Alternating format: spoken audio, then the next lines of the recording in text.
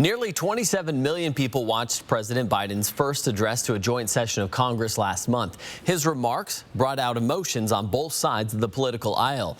Now researchers at Washington State University are studying exactly how those emotions played out. Alex Crescenti joins us in studio with what they discovered and some surprising results, Alex. That's right, Aaron. These responses were recorded using sensors on people's skin to measure the intensity of the emotional response. Researchers were then able to see in real time those responses, and this wasn't the first time they've conducted a study like this.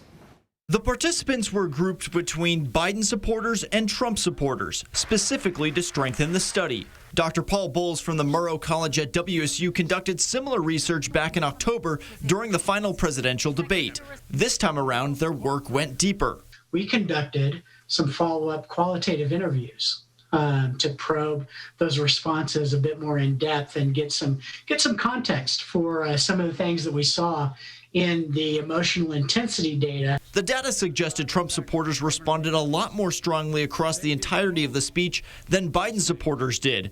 One of the highest peaks for Trump supporters came during this moment. So I responded directly and proportionally to Russia's interference in our elections and the cyber attacks on our government and our business. Dr. Bowles says it didn't surprise him with how politically divided the country is at the moment. In hindsight, it makes some sense.